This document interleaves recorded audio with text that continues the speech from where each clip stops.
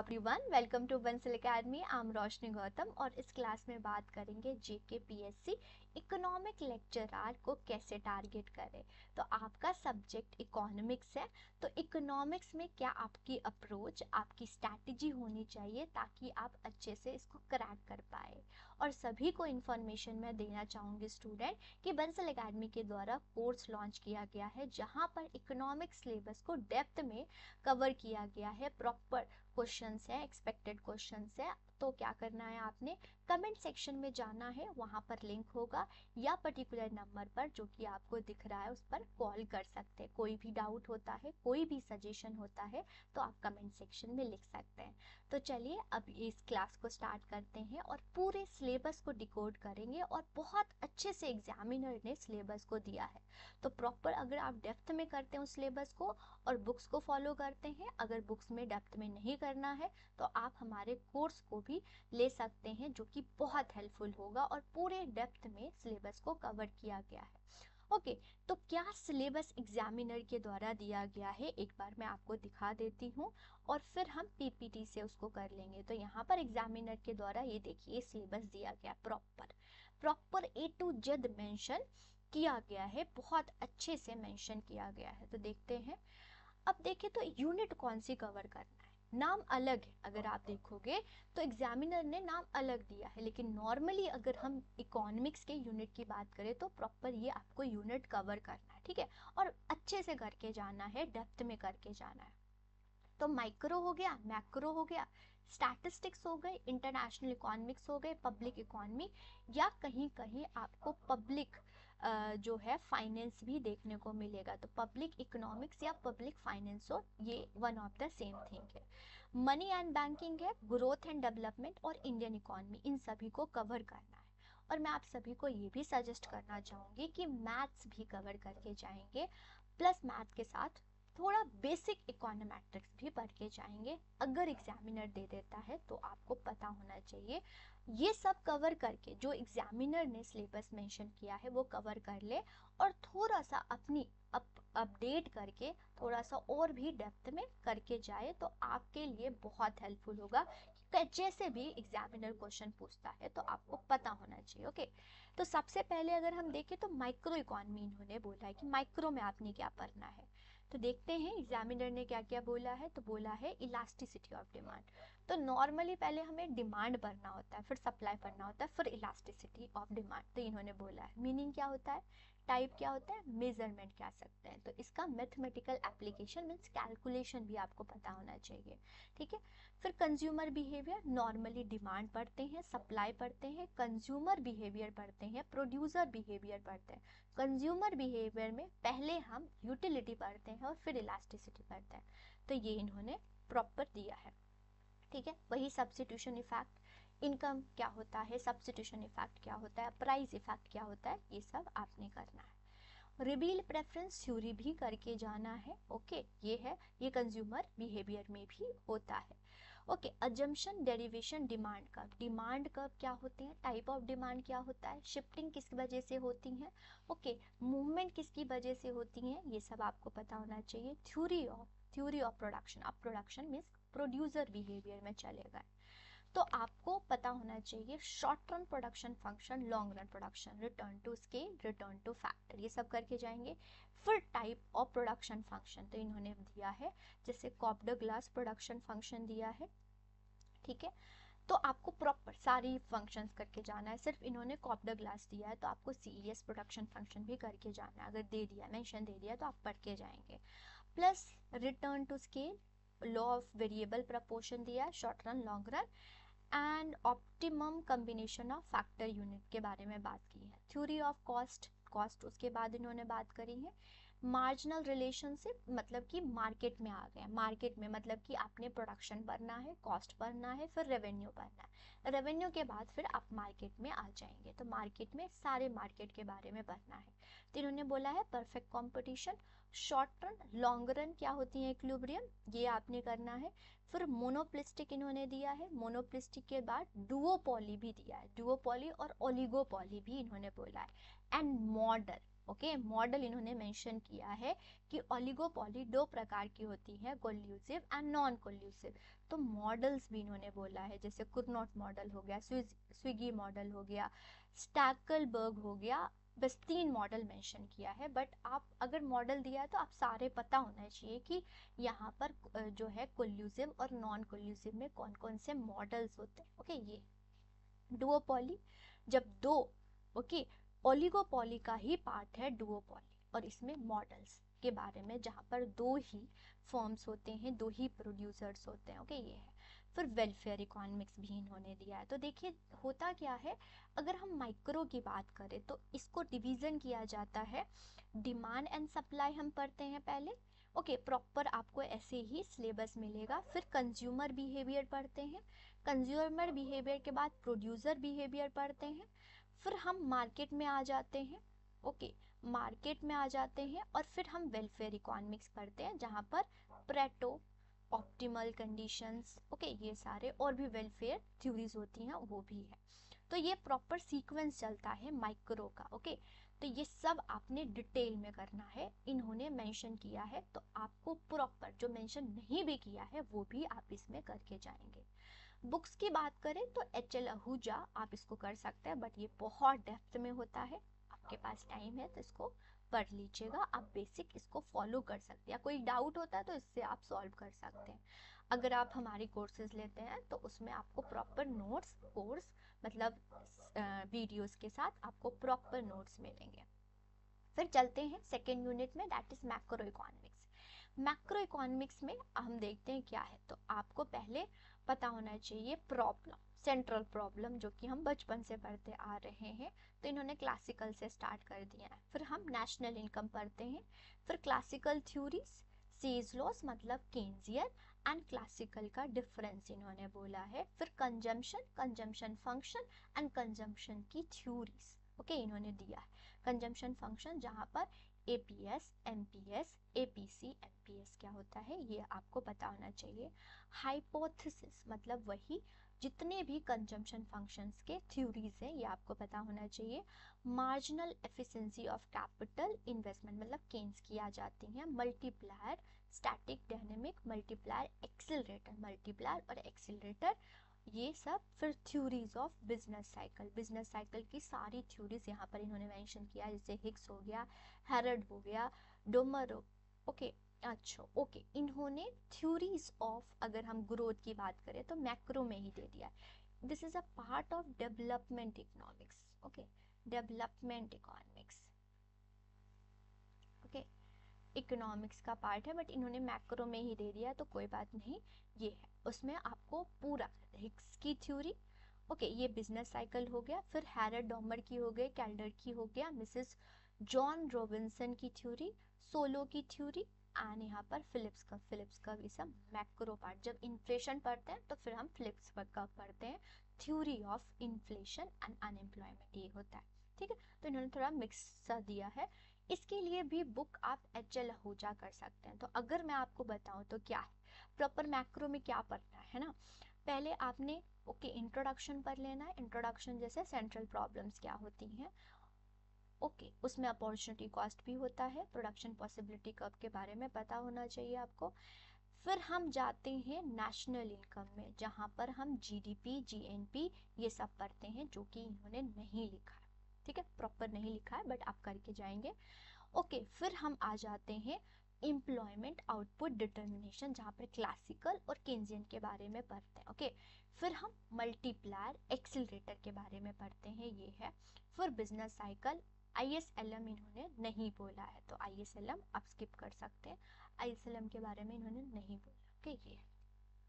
Development इन्होंने mix कर दिया, डेवलपमेंट की ये सारी थ्योरीज है, जहाँ पर प्रॉपर आपको डेवलपमेंट की थ्योरी सारी करके जाना है। ओके, ये है, क्योंकि जब बहुत बार ये देखा गया है जो सिलेबस में मेंशन होता है उसी से बिल्कुल नहीं एग्जामिनर पूछता है, उससे ब्रॉड जाके पूछता है, तो आपने ब्रॉड सिलेबस को तैयार करके जाना है। तो चलिए अब डेवलपमेंट इकोनॉमिक्स की बात करें तो development economics characteristics of under developed का क्या होता है, क्या फैक्टर इफेक्ट करती हैं ओके डेवलप्ड होने का, ये सब आपको पढ़ के जाना है।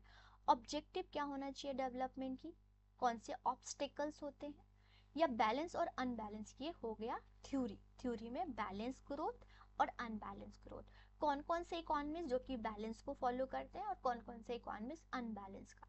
बैलेंस में जैसे कि नक्शे हो गए, इनकी थ्योरी हो गई, हम पढ़ के जाते हैं, लुइस हो गई, इनकी थ्योरीज पढ़ के जाते हैं, तो ये सारे आपको पता होना चाहिए, ठीक है। Critical minimum effort, okay, big push theory की क्रिटिकल मिनिमम एफर्ट ये है।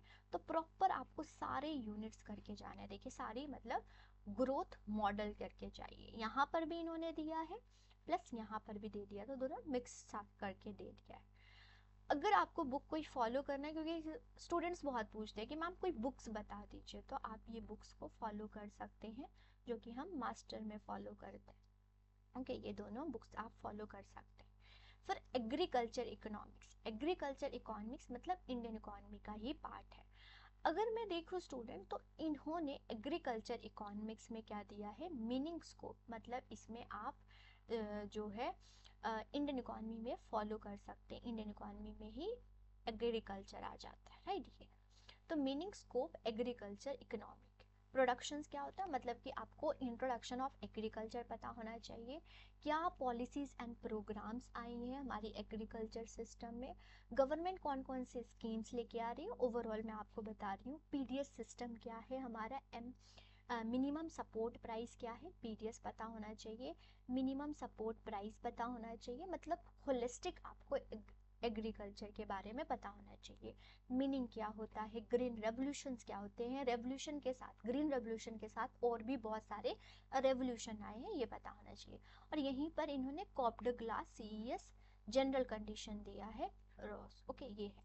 साइज ऑफ फॉर्म्स क्या है, मतलब कि साइज ऑफ फॉर्म कहाँ से करके जाएंगे, एग्रीकल्चर, एग्रीकल्चर जो सेंसस आता है जो कि हर 5 साल के बाद आता है, तो वो उसमें आपको साइज ऑफ फर्म पता चल जाएगा, प्रोडक्टिविटी ये है, ओके। तो इसमें आप बजट भी करके जाएंगे, जैसे करंट हो गया, और बेसिक आप एग्रीकल्चर प्रॉपर पीडीएस वगैरह करके जाएंगे, ओके, स्कीम्स वगैरह करके जाएंगे, ये industrial economics, industrial economics, okay.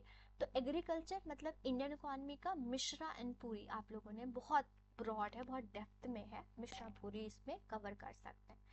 Indian industrial economics की थ्योरीज भी इन्होंने बोली है।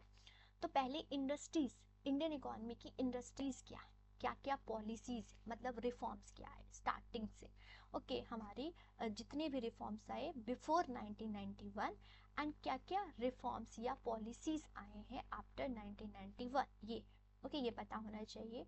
और कौन कौन सी बैंक्स हैं जो कि लोन वगैरह देती हैं, हमारी इंडेक्स क्या है, मतलब इंडस्ट्रियल ग्रोथ को मेजर करने के लिए कौन कौन सी ग्रोथ है, जैसे कि IIP index of industrial production, MSME क्या है, ये सब जैसे इन्होंने दिया है। इंडस्ट्रियल सिकनेस, जो कमेटी है जो कि स्मॉल स्केल इंडस्ट्रीज पर बात करती हैं, स्मॉल इंडस्ट्री है जो माइक्रो है, मीडियम है हमारे, ओके, एमएसएमई बेसिकली करे, एमएसएमईज का डेफिनेशंस क्या है ये पता होना चाहिए। तो ओवरऑल आप इंडस्ट्रीज पढ़ के जाएंगे, और इन्होंने बेसिक यहाँ पर ध्यान दीजिएगा, इन्होंने थ्योरीज ऑफ इंडस्ट्रियल भी बात की, ओके, ये थ्योरीज भी आपने करके जाना है। तो प्रॉपर पहले आपने इंडस्ट्रीज, एग्रीकल्चर जो कि हमारे इंडियन इकोनॉमी का पार्ट होता है वो करके जाएंगे, एंड थ्योरीज करके जाएंगे, ये है। एग्रीकल्चर के थ्योरीज इन्होंने मेंशन नहीं किए हैं, बट इंडस्ट्रियल के मेंशन किए हैं, तो ये देखेंगे, ठीक है। अब देखिए, नॉर्मली आपको कहीं पब्लिक फाइनेंस या पब्लिक इकोनॉमी दिख जाएगा, तो यहाँ पर एग्जामिनर के द्वारा पब्लिक फाइनेंस दिया है, तो चलिए देखते हैं इसमें क्या है। तो फिजिकल पॉलिसी आ गया है, मीन्स बजट, बेसिक बजट आपको पता होना चाहिए, और करंट बजट भी आप करके जाएंगे।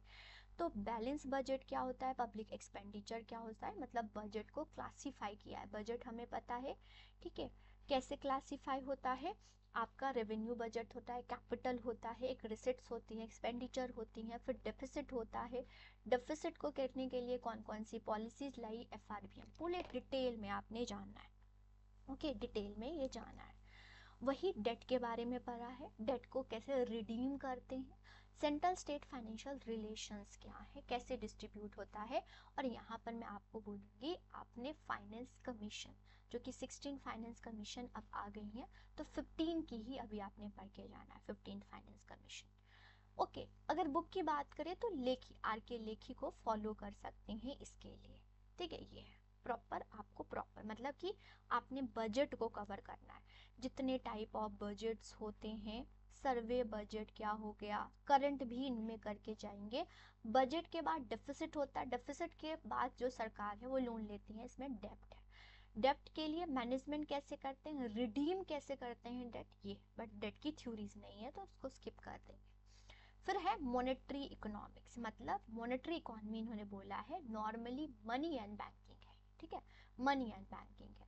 तो मनी का डेफिनेशन क्या है, इवेल्युएशन ऑफ मनी क्या हो गया, कितने प्रकार की मनी होती हैं ये पता होना चाहिए, डेफिनेशन ऑफ मनी क्या होता है, ओके, ये सब पता होना चाहिए। फिर बैंकिंग स्ट्रक्चर आ जाती है, हमारी कंट्री की बैंकिंग स्ट्रक्चर क्या है। तो सेंट्रल बैंक मीन्स आरबीआई से स्टार्ट करेंगे, कमर्शियल बैंक और जितने भी बैंकिंग है पता होना चाहिए। नॉर्मल एक बैंक होता है, एक एनबीएफसी होती है, ये सब भी पता होना चाहिए। ओके, इंटरेस्ट ये है। ओके, बस ये है। तो मतलब मनी एंड बैंकिंग को इन्होंने मॉनेटरी इकोनॉमिक्स बोला है। मॉनेटरी पॉलिसी भी यहीं पर करके जाएंगे। थ्योरीज ऑफ मनी जो होती हैं, डिमांड थ्योरीज, वो भी आपने करके जाना है। मनी एंड बैंकिंग के लिए इनकी बुक जो है आप फॉलो कर सकते हैं ये। फिर आ जाता है स्टैटिस्टिक्स। स्टैटिस्टिक्स के बारे में इन्होंने बोला, जो कि हेडलाइन था एलिमेंट्री स्टैटिस्टिक्स। तो यहाँ पर डेटा के बारे में पता होना चाहिए, मतलब कि इंट्रोडक्शन ऑफ स्टैटिस्टिक्स जो कि हमारा फर्स्ट चैप्टर होता है, उसमें डाटा के बारे में जानकारी होता है, प्राइमरी डाटा, सेकेंडरी डाटा क्या होता है। फिर वही सेंट्रल टेंडेंसी हो जाती है कैलकुलेशन में और पोजिशनल में। कैलकुलेशन में हमारा arithmetic mean, geometric mean, harmonic mean आ जाता है। और फिर अगर हम देखें पोजिशनल में मीन, मीडियन एंड मोड आ जाता है। फिर डिस्पर्शन, जो हमारे 5 प्रकार का डिस्पर्शन है वो करके जाना है। कोरिलेशन, कोरिलेशन कार्ल पियर्सन से कैसे निकलता है। रैंक, स्पेयरमैन कोरिलेशन क्या होते हैं ये। फिर इन्होंने रिग्रेशन के बारे में नहीं दिया, सिलेबस में नहीं दिया। ठीक है, ये इंडेक्स नंबर, इंडेक्स नंबर आपने करके जाना है। टाइम सीरीज दिया है, टाइम सीरीज करके जाना है। ठीक है, ये है। तो बहुत बार ये देखा गया है रिग्रेशन नहीं पूछा है, तो लेकिन फिर भी आप रिग्रेशन के थोड़ा पढ़ के जाएंगे, क्योंकि कोरिलेशन रिग्रेशन भी इम्पॉर्टेंट है, तो मैं सजेस्ट करूंगी रिग्रेशन भी करके जाएंगे। बट यहाँ पर आप स्किप कर सकते हैं जो टेस्टिंग होती है, टी टेस्ट होता है, एफ टेस्ट होता है, G T test, Z test होता है, उसको स्किप करके जा सकते हैं। ठीक है, ये तो ये स्टैटिस्टिक्स के बारे में, और प्रॉपर इसमें प्रैक्टिस चाहिए। तो गुप्ता एंड चंद की जो पब्लिकेशन है उसको आप फॉलो कर सकते हैं स्टैटिस्टिक्स की बुक्स के लिए। अब चलिए इंटरनेशनल इकोनॉमिक्स की देखते हैं क्या पूछा गया। तो इंटरनेशनल में हम स्टार्ट कर जाएंगे। Okay, classical means Adam Smith की theory, Ricardo that is absolute advantage theory, comparative advantage theory, Mill, और गेन फ्रॉम ट्रेड, हेक्सरोलियन की थ्योरी लिखा हुआ है, सही है। फिर एचओ थ्योरी भी लिखा हुआ है, हेबरलेट की थ्योरी नहीं लिखा हुआ है, थ्योरी ऑफ कस्टम यूनियन। फिर डब्ल्यूटीओ आ जाता है, डब्ल्यूटीओ गेट के बारे में लिखा हुआ है। फॉरेन ट्रेड क्या है, India balance of payment, balance of payment जो होता है current account, capital account proper करके जाएंगे। ओके, ये है।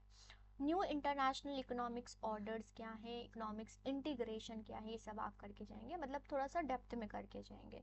तो मैं आपको बताऊं तो थ्योरीज आप अच्छे से करके जाइएगा, एडम स्मिथ, रिकार्डो, ओके, हेबरलर और एचओ थ्योरी। एचओ थ्योरी को लियोन्टिफ ने क्रिटिसाइज किया है, प्रॉपर आपका चलना चाहिए। एंड फिर उसके बाद world bank, okay, world bank यहाँ पर लिखा हुआ नहीं है, आईएमएफ के बारे में आपको पढ़ना चाहिए।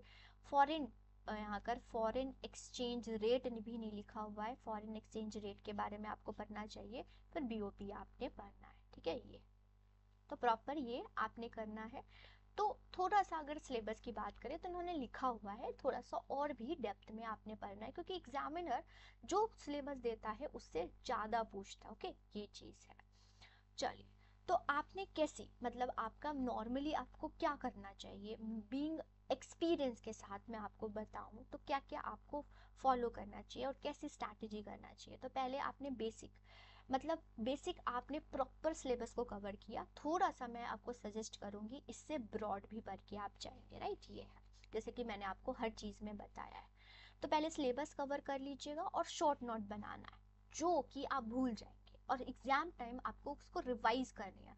प्रॉपर नोट्स नहीं बनाने लग जाना है आपने, ठीक है, प्रॉपर नहीं नोट्स बनाना है। आप हमारे नोट्स को फॉलो कर सकते हैं, लेकिन अपने नोट्स भी बनाने हैं जो कि आपको एग्जाम टाइम से पहले उसको रिवाइज करने में हेल्प होगा। सॉल्व करना है जितने भी पी वाई क्यूज हैं, जितने भी पी वाई क्यूज है, चाहे नेट हैं, सेट हैं, या जितने भी पीजीटी हैं, केबीएस है, डी ट्रिपल एस भी है, जितने भी पीजीटी हैं उनको सॉल्व करके जाइएगा। आपको प्रॉपर रेगुलर रिवाइज करके जाना है। डायग्राम, मैथ्स जितने भी है, मैथ्स कहीं भी जिक्र नहीं किया गया, लेकिन आपको मैथमेटिकल एप्लीकेशन भी पता होना चाहिए, ठीक है, ये है। ओके, मॉक टेस्ट दीजिए। मॉक टेस्ट हमसे बाय कर सकते हैं, जहाँ पर प्रॉपर आपको मॉक टेस्ट, उसका वीडियो सोल्यूशन भी आपको मिलेगा। प्रॉपर टाइम मैनेजमेंट करें। एग्जाम में जो प्रॉब्लम आती हैं दैट इज टाइम मैनेजमेंट की आती हैं। अपडेटेड रहिए, इंडियन इकोनॉमी में बहुत अपडेट होने की ज़रूरत है। बजट पढ़ के जाइए, सर्वे पढ़ के जाइए, जितने भी स्कीम्स हैं वो पढ़ के जाइए, और अपने हेल्थ का ध्यान रखिए। तो ये अगर आप करते हैं तो मैक्सिमम या एग्जाम को क्रैक कर पाएंगे आप। ओके स्टूडेंट, तो बुक्स बता दिया, सिलेबस एग्जामिनर के द्वारा जो बोला गया है वो प्रॉपर, इसके ज़्यादा भी आपने पढ़ के जाना है, जो चीज़ नहीं भी मेंशन है, ओके, तो वो भी करके जाइए। तो एग्जामिनर नहीं बोलेगा कि आपने सिलेबस में नहीं दिया है तो हम ये क्वेश्चन नहीं करेंगे, आपको वहाँ पर करना होगा, और ये आपके पास चांस चला जाएगा। तो आप पूरी पूरी अमरेला तैयारी करके जाएंगे, प्रॉपर करके जाएंगे, तो आपके लिए बहुत हेल्पफुल होगा। तो स्टूडेंट, कोर्स बाय करना है तो आप नीचे डिस्क्रिप्शन बॉक्स में लिंक है, वहाँ पर जाके कोर्स बाय कर सकते हैं। कोई भी डाउट होता है, कोई भी सजेशन होता है, आप कमेंट सेक्शन में लिख सकते हैं student. Thank you, next class में मिलते हैं। Thank you.